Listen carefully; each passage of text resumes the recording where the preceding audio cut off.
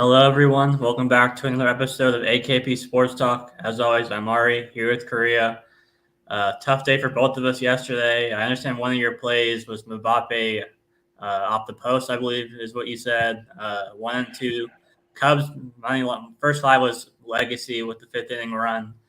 But what were your takeaways from your three plays yesterday? I mean, literally, if Mbappe scores not once but twice it went in and then it went off. It worst bad beat of the soccer. I'm not going to beat myself too much over it. I mean, literally, if Mbappe scores, that hits obviously for both teams to score, and obviously Mbappe. So tough beat, obviously, when they had a bajillion chances at the in the box, but just couldn't get one. So I'm not going to beat myself too much over it. I still thought it was a good play. Just couldn't get anything offensively for PSG. It was all Dortmund all day at home, fortunately. And the Astros Guardians, look, I was just a day early.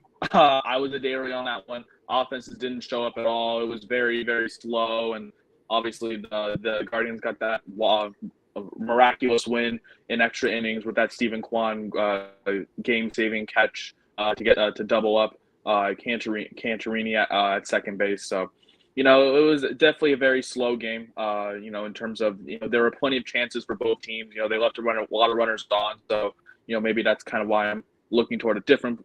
Maybe like I said, just a day early. Maybe foreshadowing today's play for me, and then the Cubs' first five. I am definitely going to be backing Shota Imanaga any way, shape, or form through 5 innings as much as possible. Obviously, if you did back the Cubs full game, like I did give out, there was a win, but with a little bit of an asterisk. Obviously, if you did see the end of that Cubs-Mets game, obviously I forgot who was at the plate, a sac fly in the short left field. Looked like the runner was out at home, but then from further review, it looked like he was safe, but then the ruling was out.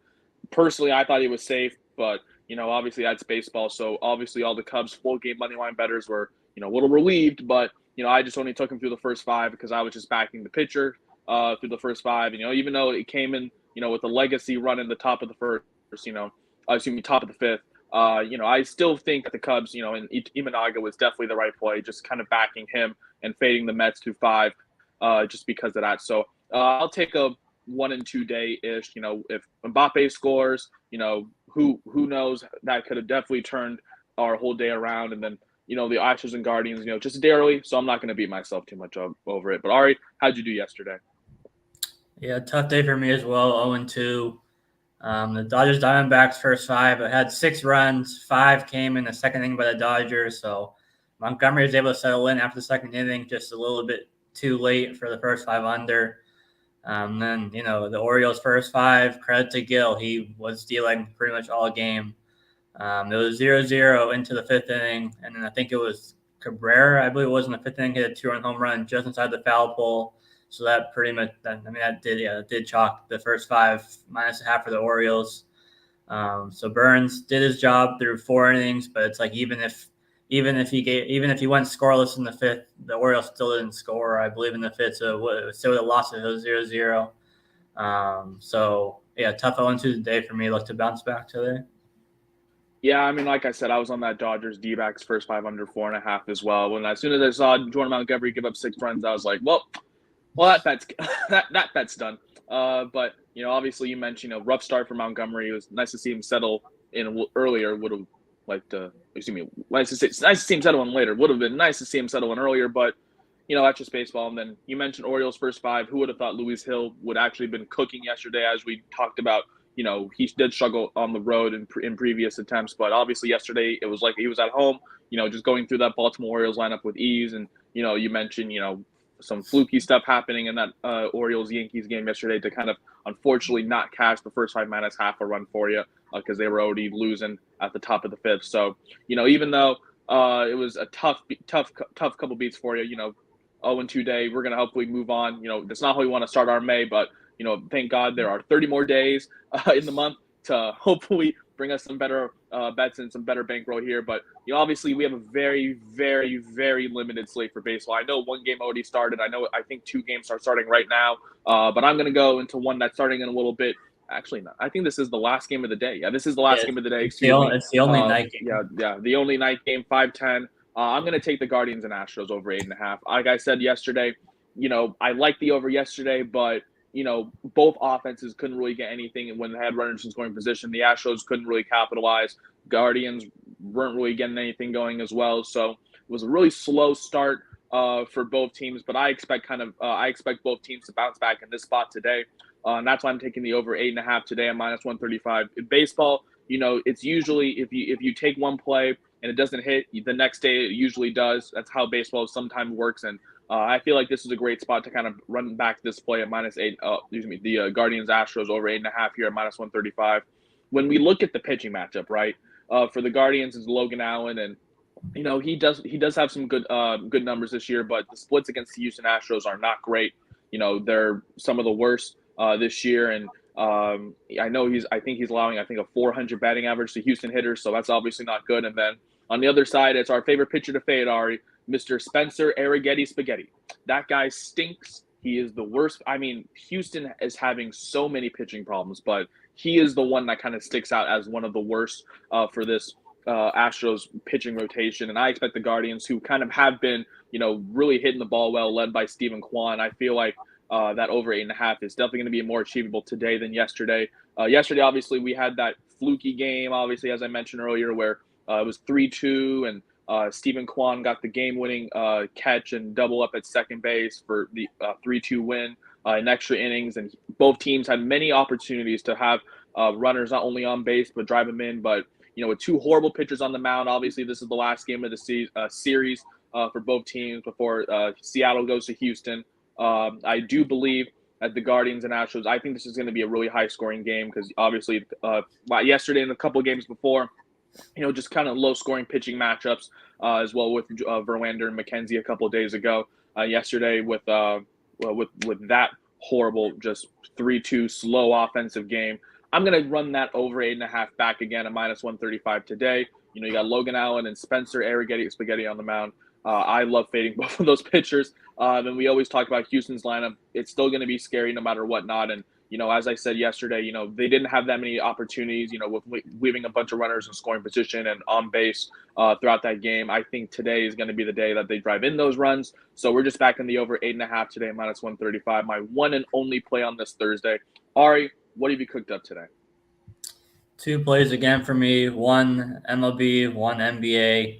We'll start off with the MLB because that's the play coming up just over an hour, I believe. Rangers Nationals under 8. It's Nathan Eovaldi against Mitchell Parker. I think both of them are going to shove today.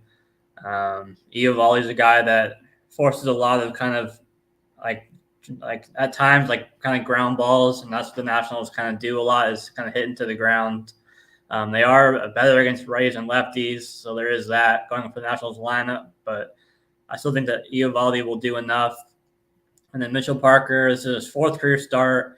First two he dealt against the Dodgers and the Astros in his first two career starts. Last start struggled a little bit against the Marlins just in terms of his pitch count. Only went 4 innings, but still only gave up 1 run. I was kind of looking at different angles to attack this under, whether it be first 5 or Eovaldi over pitching outs or different. I even looked at the first 3 under a half for the Nationals as well. That was -115, but just decided to go with the under 8 because I'm pretty comfortable with both bullpens as well, which is obviously important for full game unders, obviously. So, obviously it's always risky, fading the Rangers lineup in a way, but I mean, Parker dealt against the Astros lineup and the Dodgers lineup, who are both obviously up there as well as, one of the best. Even, like you said, even with the Astros struggles this year, their lineup is still, respectable. And he only gave up, I think, 1 or 2 runs against them, Parker. And only gave up 1 run against the Dodgers. Or one of them was a shutout. One of them was 2 runs. So either way, he dealt against both of them. So just backing both pitchers full game. Rangers Astros under 8. And then going to the NBA, looking at the Knicks closing out the series tonight in Philly.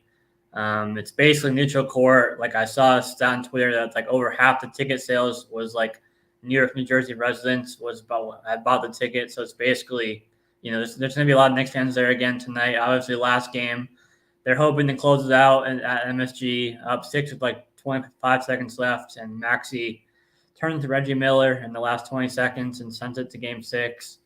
I see them closing out here. Obviously, there's a narrative that Game 7 in MSG would draw a lot of ratings, so there's that narrative for the Sixers tonight. The line went from 3.5 down to 3 for the Sixers. The line's going in the Knicks' favor. Obviously, this series has been fun. We've seen 5 games already, so there's not that much more to say about the series, than what we already know. Just looking at the Knicks, there's 2 angles. The Knicks could deflate after how they ended last game, and the Sixers could win by double digits, or the Knicks could bounce back, quickly and look to close it out tonight. And I'm looking at that, narrative here. I think under Thibodeau, they're not a team that's just going to falter after how the last game ended. I don't think, with the leaders that they have on the team. So 2 plays, Knicks money line at plus 130, closing out in Philly tonight, and then Rangers Nationals under 8 this afternoon on the Diamond. You mentioned the Knicks money line, pretty much plus 130. I've been seeing a lot of people, with that same narrative. Obviously Knicks trying to close it out on the road in Game 6. Obviously, we saw how that Game 4 was. Very intense back and forth game with the Knicks getting the win. Then obviously we saw how Game 5 was just a few days ago with, you mentioned, Tyrese Maxey becoming the next Reggie Miller, scoring 7 points in 17 seconds, forcing overtime. Knicks fans were pretty much already almost celebrating after Miles McBride hit that shot. They were saying move on to the next round, but Tyrese Maxey had some other things. Obviously, I do like the Knicks. Obviously, in tonight's game, you mentioned the unique factor of the Knicks road. And all of their fans kind of traveling. I think that really brings a unique factor. How it was for Game 4, it was pretty even split between Philly fans and Knicks fans. And you mentioned the even distribution between Philly fans and tickets being bought in like the New Jersey, New York area, kind of symbolizing maybe a lot of New York fans obviously traveling for this Game 6 as well. And I think you mentioned how that Game 5 ended. It was just an all Philadelphia run there. The Knicks kind of deflated in the last maybe last 30 seconds heading into overtime as well. So, I do like the Knicks in a bounce back spot. You mentioned the line going in the Knicks' favor from plus 3.5 to now plus 3, and now potentially, who knows what it's going to be? Who knows where it's going to be? Come tip off, but. The line is definitely going in the next direction. And then going to the Diamond with the Rangers and Nationals, I do like that under it. You mentioned, Nathan Eovaldi kind of being the pitch to contact kind of guy that he is. He always is.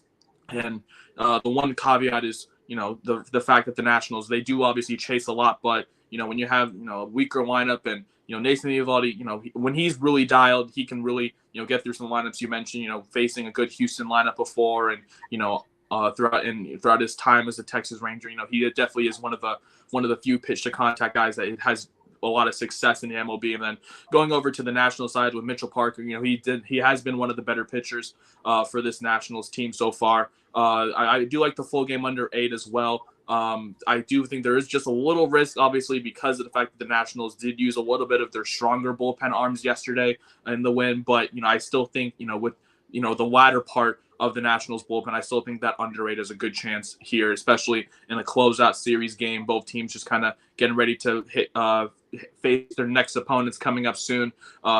Good look ahead spot here. That's a good spot for the under here. So I do like both of those plays there. Rangers, Nationals under 8, and the Knicks money line for you. And then my one only play today, the Guardians and Astros over 8.5. Tonight's final MLB game on the slate.